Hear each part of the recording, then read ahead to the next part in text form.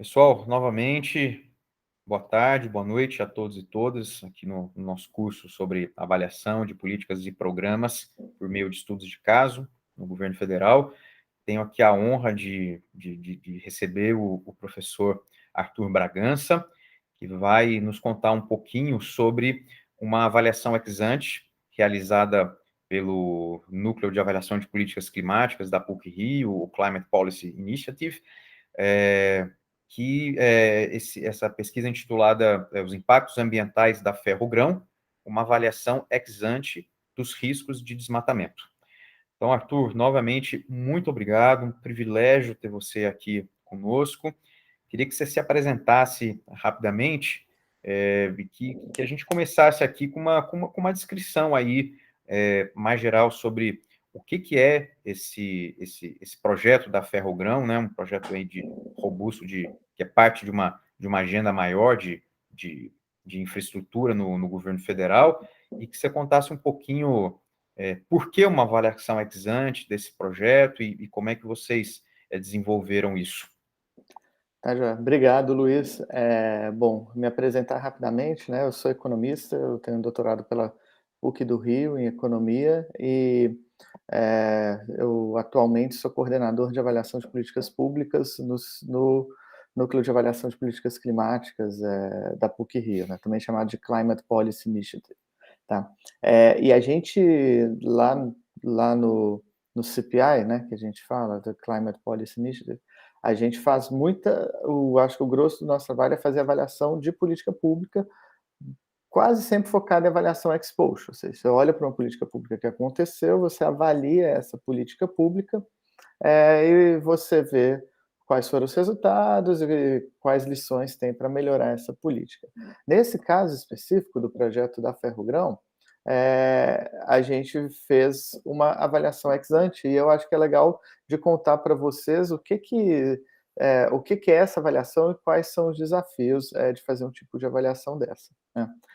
Eu acho que o primeiro ponto de partida, o que é a Ferrogrão, né? A Ferrogrão é uma ferrovia planejada, tá, para sair do meio norte do Mato Grosso, tá, para sair basicamente de Sinop e seguir até o terminal de Miritituba, que é um terminal hidroviário que tem.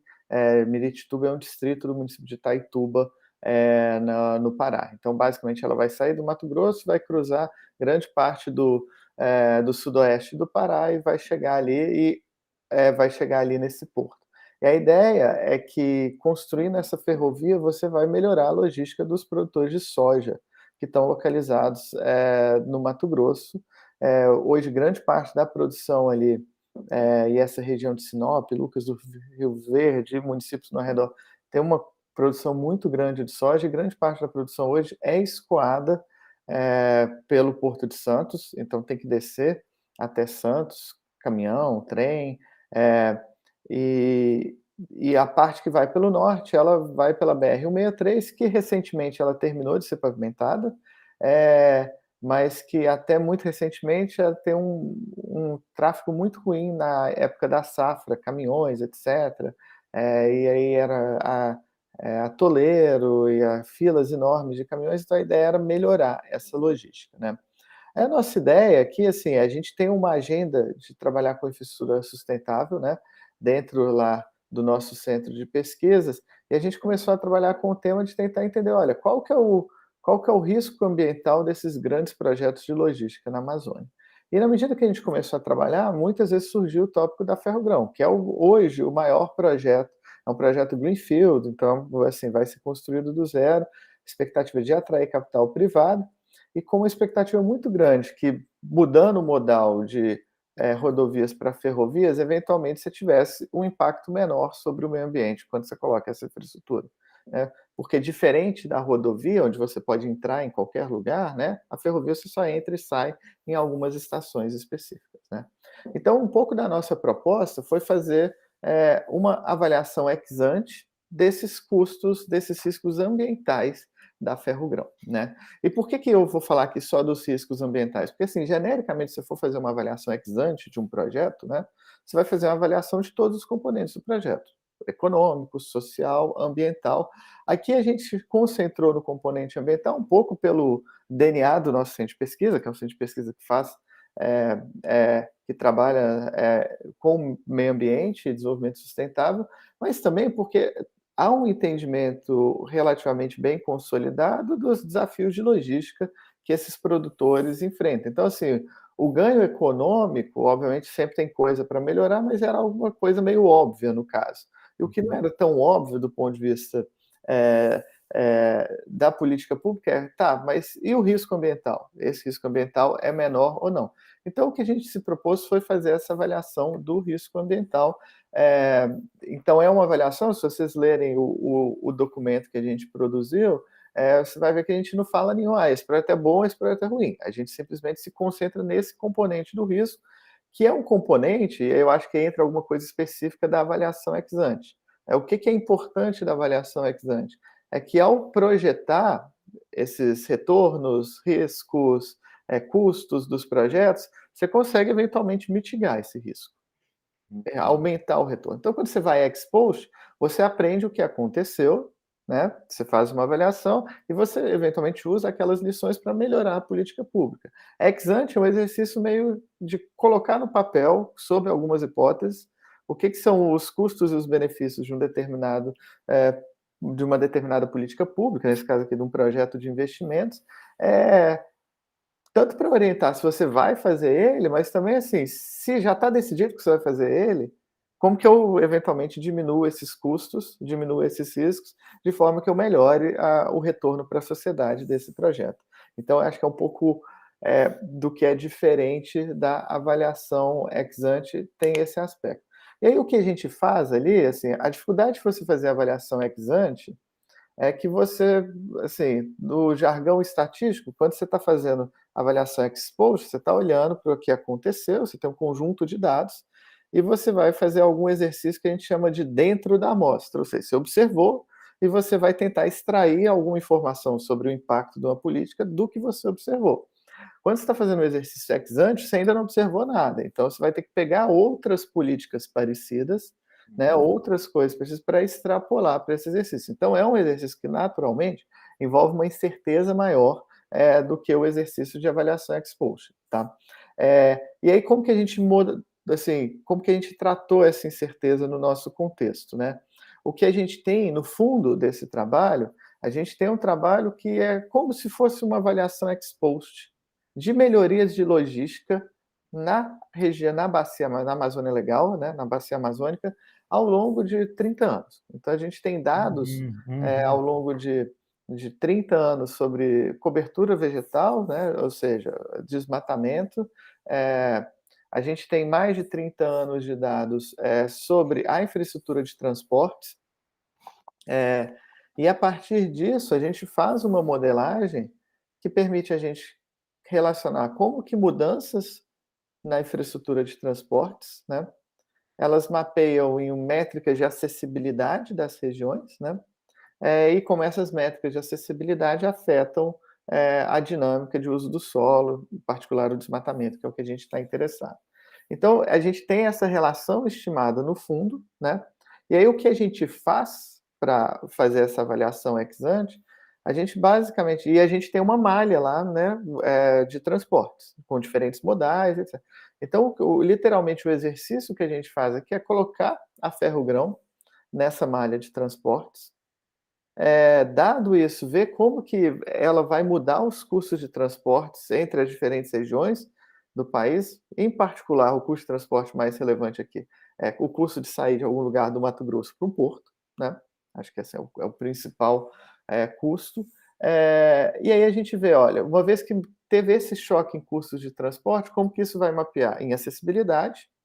E por que esse primeiro passo é importante? Porque quando você mapeia a acessibilidade, você já tem uma informação que é super útil para a política pública, que ainda não é uma informação da avaliação ex ante, mas que é assim, qual que seria como se fosse a área de influência desse projeto? Ou seja, onde que esse projeto está mudando de maneira relevante a acessibilidade daqueles municípios, daqueles produtores aos mercados consumidores, né? Mercados consumidores pode ser local, pode ser internacional. Ô, Arthur, quando você fala acessibilidade aos mercados desses municípios, vamos dizer, ele tem mais uma opção que é, vamos dizer, mais, que tem um custo-efetividade, né, maior, na medida em que ele vai conseguir acessar essa ferrovia e não só a estrada Isso, em péssimas condições. exato. Vai basicamente, assim, na modelagem isso vai aparecer como, olha, está diminuindo o custo dele acessar mercados. Então você tem mais Uhum. acessibilidade, né, Ah, quando é fácil de chegar em mercados grandes. perfeito. Então, basicamente, a gente, obviamente, o tamanho dos mercados estão fixos, né? Então, assim, tem muita gente em São Paulo, tem muita gente no Rio, tem muita gente nos mercados internacionais, né? Eh, que é o principal destino dessa produção. Então, basicamente, quando fica mais fácil de você chegar no porto, você aumentou sua acessibilidade, porque você vai conseguir chegar no limite, assim, no consumidor chinês que está comprando Isso. a Com soja menor custo ao e menor mais custo. rápido, né? Exato, exato. Eh, e assim, a gente obviamente, assim, a gente consegue estimar, de fato, esses custos em reais, se a gente quiser, a gente faz dentro de uma modelagem econômica que modela esses custos, o que eles chamam de custos de iceberg, que é basicamente o que você perde do produto. É como se, assim, você sai um daqui, chega 0,85 lá no porto, porque é como se isso fosse perdendo, pagando esse custo de Uhum. transporte. Mas, assim, em reais, a gente estimou, é muito próximo até das medidas da EPL que tinha, de mudança de frete ali, uma diminuição, assim, relativamente grande de frete do porto. Então, assim, a gente tomou muito cuidado para essa parte estar bem estimada, porque esse primeiro passo já é super importante, porque você já vê, olha, essa aqui é uma região que pode ter um impacto. E aí, o segundo passo depois a gente teve essa modelagem econométrica, a gente tem ela que relaciona acessibilidade a desmatamento historicamente, a gente aplica isso e vê qual que é nessa região, nessa área de influência do projeto, quanto de floresta você vai perder É. para o projeto. Arthur, só uma dúvida. Você me falou que você tem aí 30 anos de diferentes bases de dados governamentais, que vocês compilam isso, vocês integram. Então, eu estou imaginando que isso ajuda um pouco, e claro, vamos dizer, tem uma teoria por trás desse modelo, né? Então, Sim, que tanto a teoria como esse conjunto de dados, ou seja, não se coletou a princípio nenhum dado primário, você simplesmente acessou essas bases e isso te permite, vamos dizer, extrapolar para um projeto que ainda não existe, mas que você tem segurança com base no que você viu nos últimos 30 anos. É essa a lógica? exato, exato. Eu acho que é exatamente essa lógica, né? A gente está num contexto que, por definição, né, é impossível você, por exemplo, fazer um experimento, que nem você pode Uhum, fazer em outras políticas públicas, eh, e a estrada está lá por algum motivo, né? Ela está lá em particular porque pode valer a pena, tá, a uhum, estrada. Então, se a gente fizer só uma correlação entre ter estrada e ter desmatamento, né, a gente vai achar uma correlação muito alta, né, ou ter boa acessibilidade, estrada, ferrovia, hidrovia, a gente vai achar uma correlação muito alta, mas isso pode ser espúrio, no sentido que aquele lugar ele tem uma melhor infraestrutura de transportes, porque ele já era um lugar mais dinâmico, que ia crescer, etc. Então, uhum, essas coisas estão andando juntas. Então, assim, a nossa modelagem, ela tem 2 dimensões aqui. Ela tem a principal dimensão dela, tem 2 dimensões importantes. A primeira é medir direitinho o que que é acessibilidade, né, porque, uhum. assim, é uma rede de transportes, né. Então, às vezes vai ter uma obra muito longe de um produtor específico, então está a mais de 100 quilômetros dele, 200 quilômetros, mas vai permitir ele chegar muito mais perto, muito mais fácil no mercado grande. Então, na hora de designar essa pessoa foi afetada por essa obra ou não é óbvio que nem é num programa que eu tenho, olha, esse conjunto de pessoas aqui teve acesso a essa política de saúde, esse conjunto não teve. É meio Uhum. óbvio quem é grupo de tratamento, quem é grupo de Sim, controle, sim.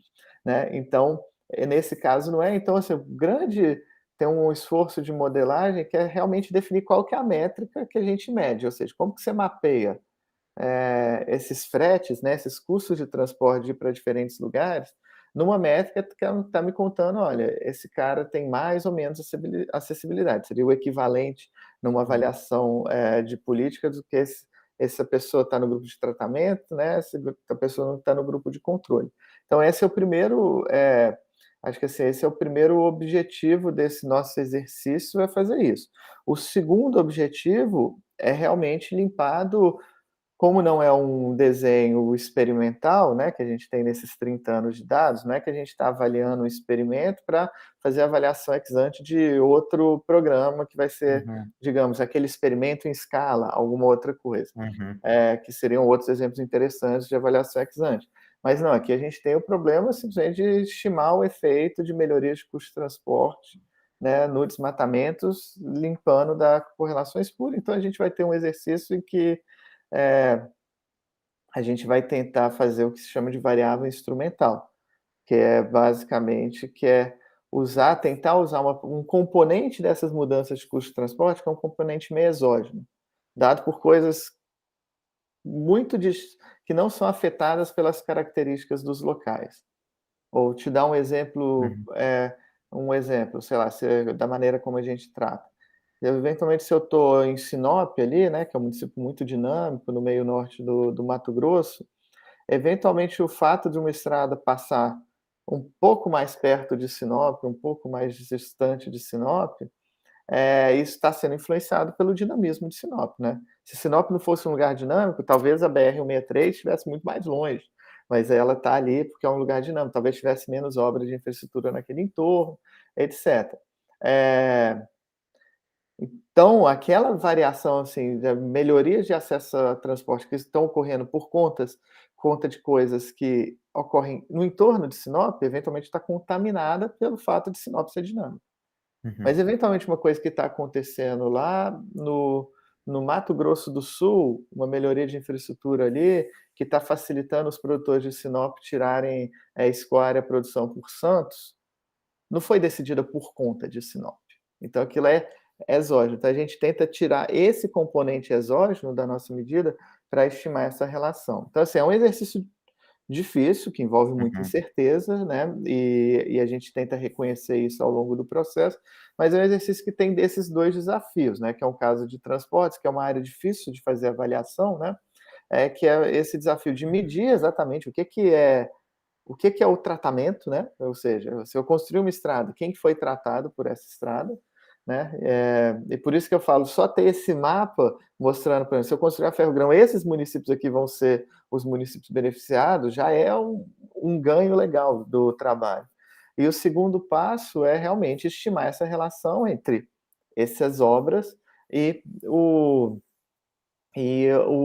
desmatamento, que é o nosso resultado de interesse, mas que seria a mesma dificuldade de estimar isso sobre indicadores sociais, né, sobre indicadores econômicos, não mudaria nada, que eu acho a natureza do exercício é a mesma, que a gente focou no desmatamento pela natureza da pesquisa. E aí a gente vai, quando a gente coloca, a gente tem essa modelagem que de alguma forma tratou esses dois problemas, né?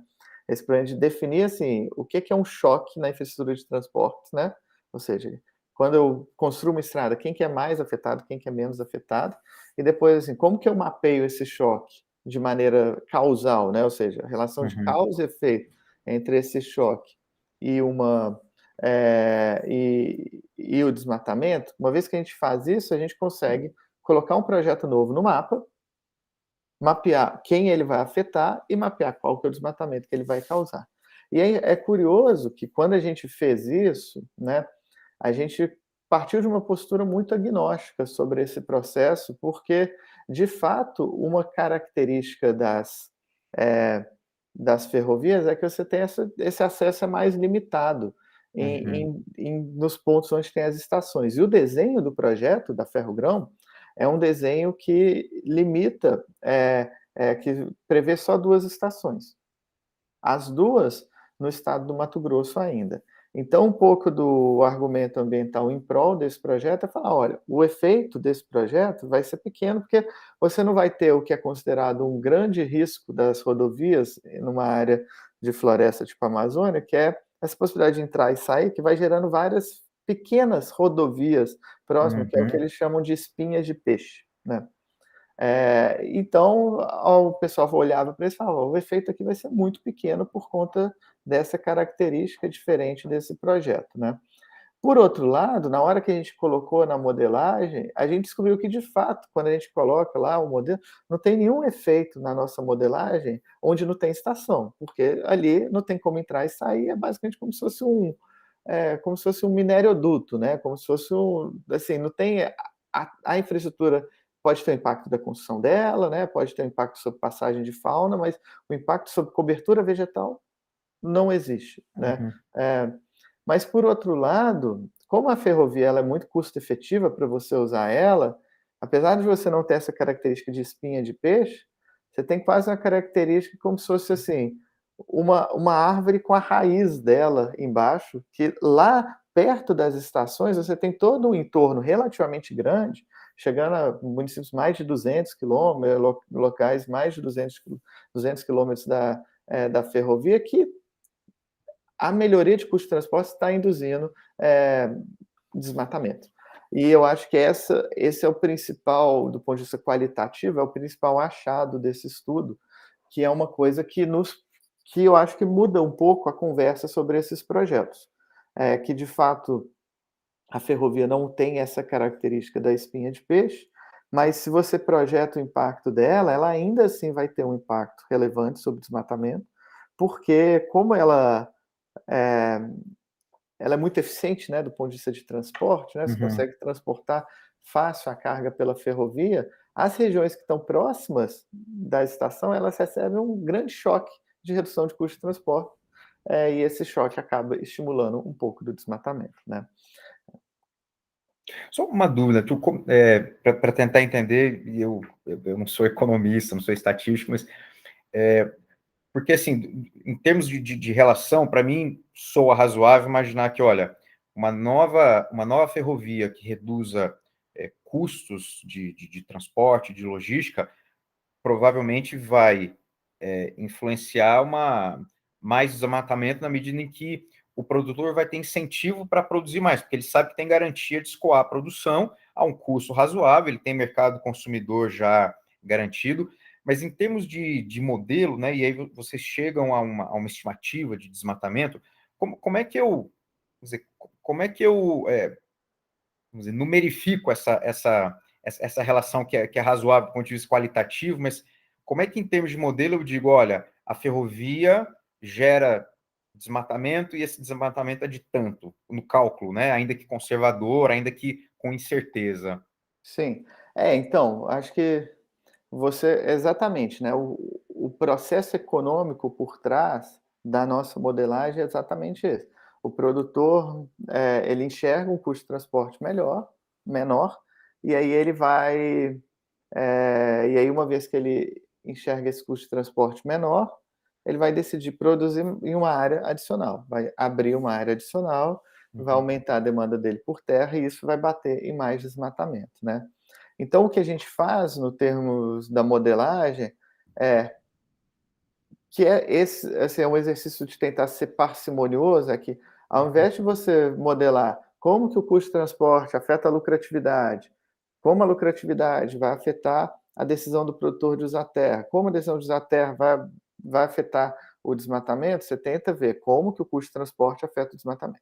Você só pega essas 2 partes. Por uhum, quê? Porque você poupa modelar todos os exercícios do meio, né, obviamente você tem que impor alguma hipótese teórica no meio do caminho, mas você poupa e você tem só um modelo estatístico. E aí isso torna-se uma estimativa muito mais parcimoniosa do que outras estimativas.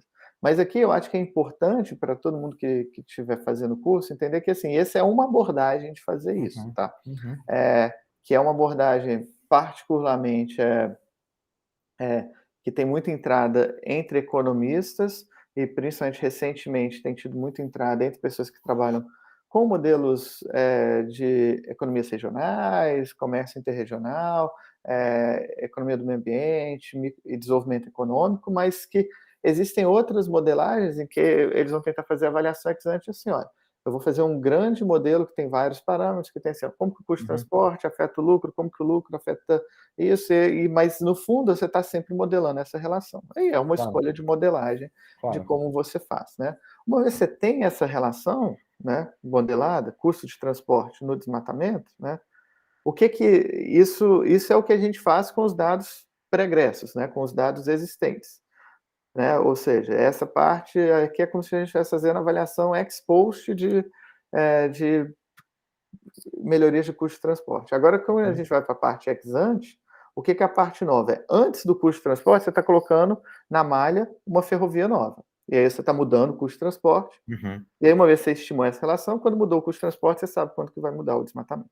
É Legal. basicamente esse o exercício, uma vez que você tem a estimativa entre como que custo de transporte mapeia no desmatamento, o exercício de avaliação ex ante é esse exercício de é, colocar o projeto na rede de transportes, recomputar o custo de transporte, e uma vez que você viu como que mudou o custo de transporte, você sabe como que vai mudar o desmatamento dentro do modelo. Legal. Então, essa é a natureza do exercício. O que é importante, que eu acho que é de entender é, essa história, é que esse exercício ele, ele é tão bom quanto o cenário onde a Ferrogrão for existir, for próximo do cenário típico desses 30 anos passados que a gente teve em termos de desmatamento. E Uhum. aí, por que que isso é relevante? Porque nesses 30 anos que a gente teve, o desmatamento variou muito, né? Então a gente teve um período de muito desmatamento nos anos 90, depois uma queda vertiginosa nos anos 2000 no desmatamento, e depois o desmatamento começa a subir devagarzinho ali a partir de 2012 e aí sobe bastante a partir de 2018. E por que que eu estou falando isso? Porque o que a gente fez no nosso exercício foi falar, não, suponha que os próximos 30 anos vão ser parecidos com esses 30 anos passados. Uhum. Então, é isso que a gente espera que vai acontecer. Mas na hora que alguém tiver desenhando a política pública e fazendo esse tipo de análise, faz sentido pensar, bom, qual que vai ser o cenário futuro, né? Então a gente tem até um trabalho que a gente olha para mais projetos, a não ser a Ferrogrão, que a Uhum. gente refina um pouco isso, em que a gente olha, não, vamos supor que os próximos 30 anos vão ser iguais à última década, 2010, 2019, que é a última década na nossa amostra, e os resultados mudam um pouco. Acho que assim, qualitativamente é tudo parecido, mas é importante porque eu acho que mostra assim que tem sempre no exercício de avaliação ex ante essa coisa de construir o cenário, Uhum. né? Porque eu sei, é isso. Um cenário que o desmatamento está mais alto é, é um cenário que, obviamente, esse projeto vai gerar mais impacto. Um cenário que o desmatamento está mais controlado, em geral, vai gerar menos impacto. Porque, no fundo, o que a gente tira é falando, ó, esse projeto vai aumentar o desmatamento nessa região em 3%, 4%. E aí a Uhum. base vai importar. Se a base é muito alta, isso são mais quilômetros quadrados. Se a base é muito baixa, isso são menos quilômetros Tá. quadrados. Então, acho que assim, isso, eu acho que mostra que e eu acho que isso é natural de exercícios ex ante, que é isso. Você tem que, de alguma forma, em algum momento, você vai ter que colocar um cenário sobre como que vai ser esse Claro. futuro, né? Uhum. Inclusive, um cenário possível é que você pega um projeto desse e fala, não, tudo bem, se eu fizesse isso no cenário típico passado, ele vai ter esse impacto, mas eu tenho essas salvaguardas que me permitem saber que ele vai ter impacto zero, alguma coisa assim. Então, assim, esse é um exercício que você vai ter que fazer alguma hipótese, mas eu acho que ele é útil para você entender a natureza do problema. Aqui a gente tem o problema, que se a gente fizer a Ferrogrão no cenário do que foi o Brasil, seja nos últimos 10 anos, né, na década de 2010, seja nos últimos 30 anos, esse é um projeto que vai pressionar o desmatamento. Sim. E Obviamente, você pode. aí, e aí vocês chegam a esse cálculo, que é um cálculo conservador, né, de 1.900 em termos é, de, de- de- que é um equivalente ao total de toneladas de carbono, de emissões, né, a partir desse desmatamento, e que ele corresponde aí a 60% do custo previsto de implementação da ferrovia, né? Ou seja, você aí está acrescentando, vamos dizer, mais 60% em termos de custo. Daí eu queria te perguntar também porque vocês falam, né, olha, em redução de custos de transportes convertidos em ganhos de acesso ao mercado. nesse modelo, nessa análise, vocês chegam a fazer também qual é o potencial ganho em termos de, vamos dizer, então, olha, a partir da instalação da ferrovia, eu vou ter uma economia em tantos bilhões com transporte. Estou perguntando isso para a gente entender em que medida esse custo adicional do desmatamento pode, no final, anular os Sim, ganhos, sim. ainda que os custos e ganhos são absorvidos por diferentes atores de formas distintas, mas estamos falando aqui Isso. de que uma coisa pode anular a outra, né? É isso. Então, imagina que se a gente estivesse fazendo uma análise de custo-benefício, né, desse projeto, é, a gente ia ter do lado do benefício os ganhos econômicos que eles vão gerar, né, para os produtores e para os trabalhadores da região, e do lado do custo vai ter o capex do projeto, né, e basicamente, se você não colocar nenhuma consideração ambiental, isso seria a sua conta, né? Aí você Uhum. traria valor presente, né? Esses ganhos para os produtores, para os trabalhadores, para os residentes daquela região e compararia com o custo de instalação do projeto, né? O nosso valor adicionado nessa história foi falar, olha, se você valorar a floresta pelo carbono que está ali, usando algum preço, né, Uhum. qualquer que está ou no mercado internacional, ou que as pessoas falam que é o preço social do carbono, que, por exemplo, organismos multilaterais usam para precificar os projetos, você vai e não tiver nenhuma salvaguarda ambiental diferente do que teve nos últimos 30 anos no Brasil, você vai ter um custo aqui que é um custo de 2 bilhões de dólares, né? O Uhum. exercício aí, então é como se você fosse falar, não, na hora que você for fazer a análise custo-benefício desse projeto, né, ver se ele se paga, na realidade do lado do custo não era só aqueles 3 bilhões Uhum. do capex, eram também esses 2 bilhões também de perda de floresta. E aqui, obviamente, a gente não está considerando outros custos ambientais que são mais difíceis de valorar, né? Que, por exemplo, perda de biodiversidade, coisas que a gente que são mais difíceis de colocar num valor. E esse é um custo computado de forma unitária, né? Você está computando o custo do desmatamento em si, mas a princípio você tem, vamos dizer, você tem outras formas de emissão de carbono a partir do momento em que ele é desmatado. Posso pensar dessa forma? Você está considerando uma vez o custo, né?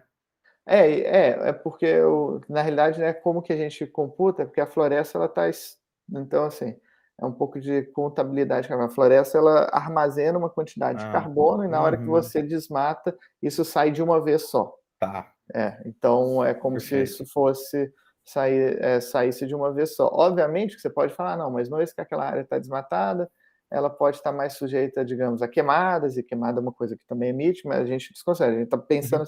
o que está estocado no solo, Sim. né? E o que é liberado na hora que você retira a cobertura vegetal. É, o que é interessante é que é isso, assim, ao longo das nossas discussões com entes do poder público sobre essa questão, a gente começou abordando com essa ideia. A gente está dando um insumo adicional para alguém fazer uma análise custo-benefício aqui. E o insumo adicional foi isso. Olha, em geral, as pessoas, a EPL, outros órgãos, o Ministério da Economia, diversos órgãos discutem muito a importância da infraestrutura para o país. Então, esse lado de os benefícios econômicos devem estar mais ou menos bem documentados. O custo do projeto é o custo do projeto, obviamente, às vezes tem ajustes, né, ao longo do tempo, mas é o custo do projeto. O que a gente está adicionando, se alguém quiser fazer uma análise de custo-benefício ex ante desse projeto, se esse é um projeto bom, a gente está adicionando aqui esse extra, que é esse custo ambiental, que a gente consegue mensurar. Isso foi a nossa abordagem quando a gente divulgou esse texto quase 2 anos atrás, era a maneira como a gente estava pensando nesse problema. Mas aí, muitas vezes, conversando com pessoas, seja do setor privado, que potencialmente, setor financeiro privado, potenciais financiadores desse tipo de projeto, seja de instituições multilaterais, etc. Muitas vezes, uma reação que a gente tinha era, não, olha, tudo bem, mas assim, eu entendo, mas mesmo que você faça uma análise custo-benefício, que me fale que mesmo com esse custo ambiental, que o projeto eventualmente se paga, ninguém vai querer financiar um projeto com custo ambiental de Uhum, US$ 2 bilhões.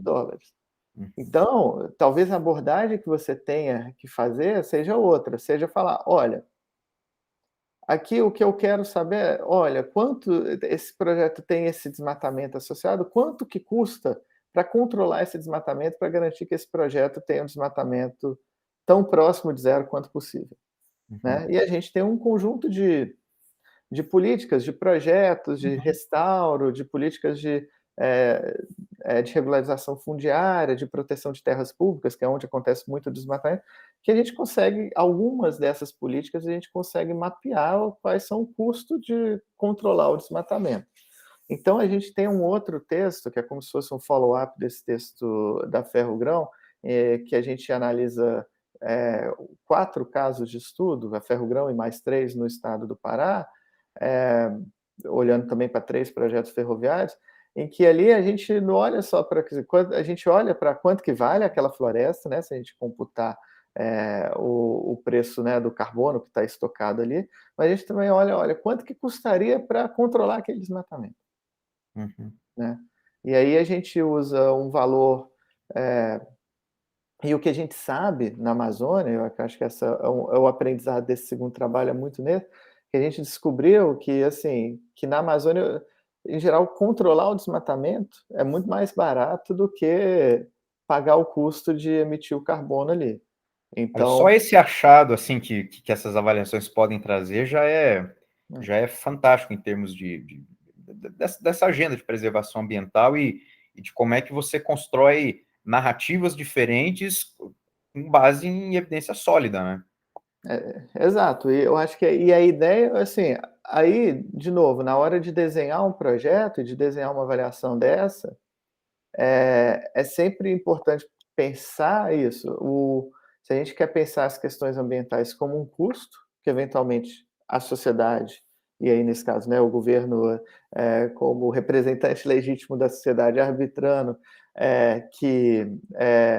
que não, a gente está disposto a pagar esse custo ambiental, Uhum, com um modelo em que eventualmente não, esse custo ambiental, seja do ponto de vista da sociedade, mas seja do ponto de vista até dos financiadores privados de uma política pública, de um projeto de infraestruturas, é um custo ou a sociedade ou o setor privado, a sociedade também de alguma forma, não estão dispostos a pagar, e isso acaba entrando como uma restrição. Ou seja, se o problema é muito mais, então eu preciso, o meu gasto vai ser o gasto com instrumentos para garantir que uhum, aquele impacto não se realize, ou seja, para garantir que os próximos 30 anos sejam diferentes dos passados, né? Os próximos projetos de infraestrutura não gerem o desmatamento do que os antigos geraram, de forma a que permitir que esses projetos não amplifiquem, não gerem danos ambientais. Eu acho que são 2 abordagens diferentes, eu acho que, e assim, independente de opinião, acho que é interessante ter essa noção que elas mudam um pouco a maneira como você vai exato. montar essa avaliação ex ante. Se a questão ambiental é uma restrição que você tem que garantir que ela seja cumprida, né, e aí você meio que modela qual que é o custo de fazer isso de maneira certa, ou se a questão ambiental é eventualmente um custo que você quer incorporar no custo total do projeto, Ah, para fazer uma conta. tá. Ô, Arthur, e originalmente, vamos dizer, no projeto construído dentro do governo federal, esse custo ambiental não estava dado, não tinha sido calculado? Eu acho que, assim, o ponto de partida do projeto, eu acho que esse é é um pouco a ideia que as ferrovias, eventualmente, elas têm um custo menor do que, Uhum, do ponto de vista ambiental, do que as rodovias, eh, e que as rodovias, elas a própria operação delas também gera um benefício ambiental, porque a uhum, operação delas, né, na realidade, os caminhões gastam mais diesel do que uma sim. locomotiva, e então é um pouco essas eram as premissas do governo, Ah, de quando o projeto foi desenhado.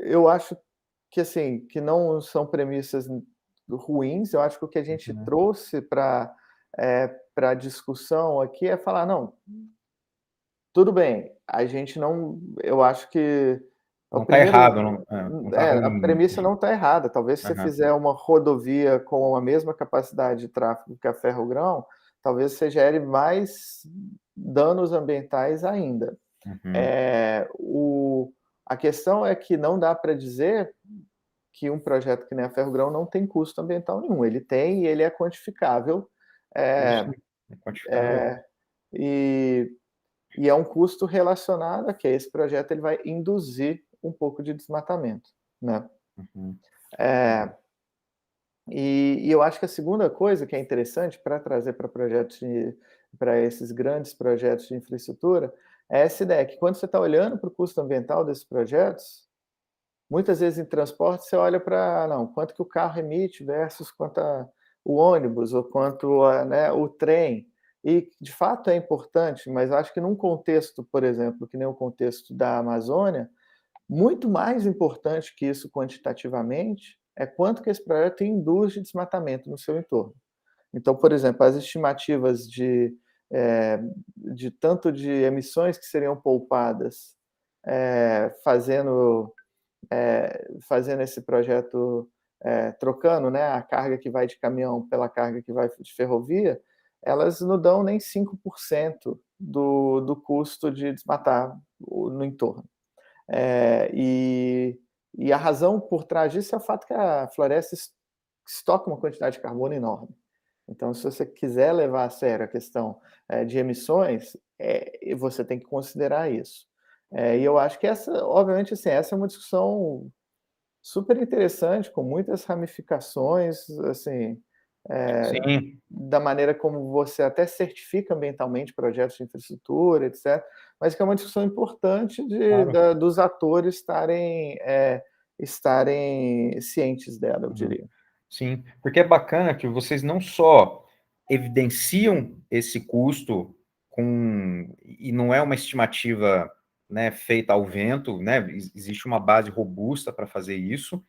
Então, na medida em que você visualiza esse impacto, vocês também trazem a discussão. Então, o que fazer para minimizar esse impacto são as discussões das medidas de mitigação que existem, estão consolidadas, tem milhares de experiências e que você pode, com isso, tornar esse projeto com menor impacto ambiental, né? Então, acho que a avaliação ex ante que vocês fizeram, eu acho que eu vejo essas duas questões. Vocês evidenciam o impacto, vocês dão uma cara, uma roupagem desse impacto, e ao mesmo tempo vocês propõem, olha, para esse impacto existem formas de mitigá-lo e que, em termos de discussão de política pública, vale muito a pena ser considerado, incorporar essa variável na discussão. Exato. E eu acho que é muito legal, eu acho que assim, todo exercício de modelagem tem incerteza, né? E quem, do ponto de vista, seja da academia, né, seja do ponto de vista da política pública, que tiver seguindo um guia de modelagem, de análise custo-benefício, estiver fazendo um exercício desse, vai enfrentar essa incerteza em vários momentos. Mas é interessante que assim, o processo traz lições muito boas. Então, acho que se levar a Sim. sério esse processo, ele ajuda a organizar o problema na nossa cabeça e Uhum. organizar potenciais soluções, que é um pouco do que você falou, como que você minimiza esse impacto, etc. Então, acho que esse é um aspecto assim que eu, antes desse projeto, grande parte da minha experiência era fazendo em avaliação ex post, e eu aprendi muito para pensar assim, como que você desenha um projeto melhor usando essas informações que, colocando um pouco de disciplina, você consegue extrair de um projeto, né? E nesse caso específico, um muito prático da política pública é que, assim, a gente também aprendeu, acho que uma coisa que você falou, assim, a gente usou dados secundários, né? Uhum. E obviamente a gente tem uma metodologia, mas assim, tem várias outras metodologias que dá para tirar, dá para fazer coisas mais simples, mais complexas, mas tudo usando dados secundários, a gente consegue, a partir Uhum. de um pedaço de um mapa, que é basicamente onde está esse projeto, né, a gente consegue modelar o impacto dele. Então, acho que isso também chama a atenção da possibilidade da gente trazer eventualmente essa discussão ambiental para a concepção dos projetos de infraestrutura, Exatamente. para Sim. evitar que, na hora que chegar no licenciamento ambiental, tudo apareça, e aí de Uhum. repente aparece: "Pô, o licenciamento não funciona", O licenciamento é custo, mas às vezes é um problema de concepção. Então, e a gente tem uma outra agenda lá dentro do CPI, que é uma agenda na área de governança e direito, que a gente tem trabalhado junto exatamente para pensar toda a partir desses aprendizados de fazer a avaliação ex ante, coisas que você poderia mudar no ciclo de projetos para antecipar esse tipo de problema.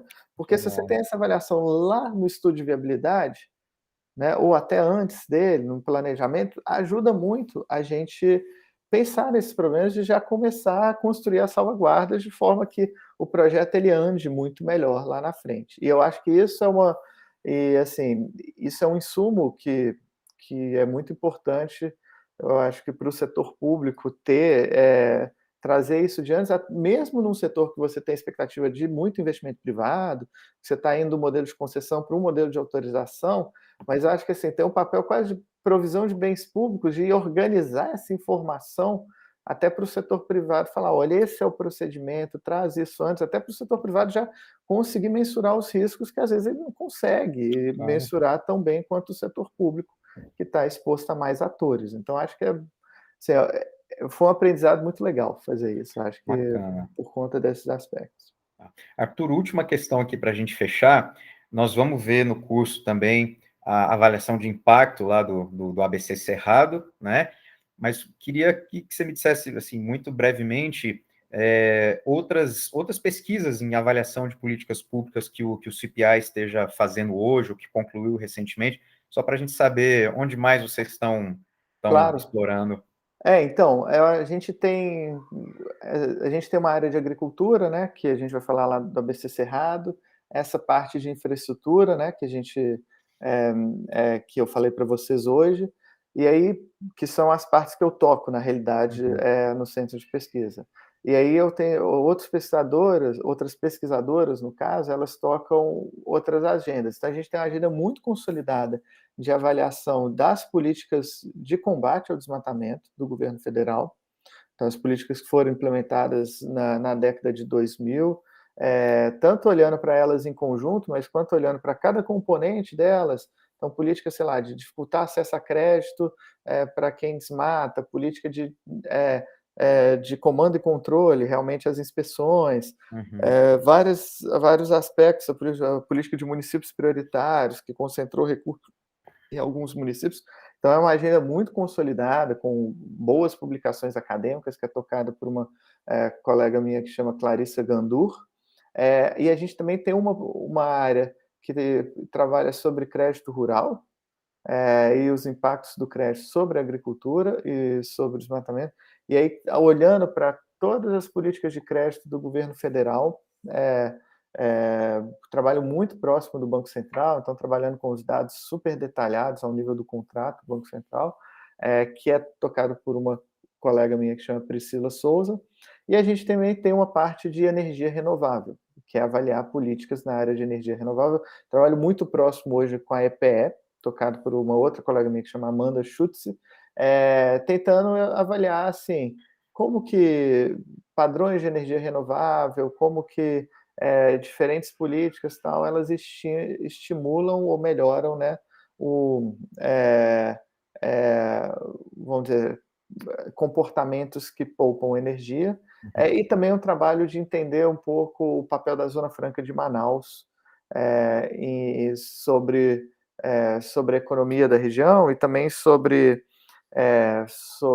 questões ambientais no entorno. Então, acho que é uma agenda, é um pouco do que a gente faz, sempre focado nisso, a gente trabalha muito próximo da política pública, então, assim, todas as nossas pesquisas, elas têm que ter, de alguma forma, alguém no governo que, de alguma forma, se Sim, interessa nesse produto. E é a maravilha. maneira como a gente trabalha. Tá joia, Arthur. Muitíssimo obrigado. Acho que é um caso aí que pode ser muito, muito pedagógico nessas discussões que a gente está fazendo. E te aguardamos aí para falar do ABC Cerrado em uma das próximas aulas. Obrigado, Luiz, obrigado pelo Tá? Muito convite, bem legal o curso. obrigado. Espero que todo mundo aprenda Tá? bastante. Tchau, tchau. Grande abraço. Tchau, tchau.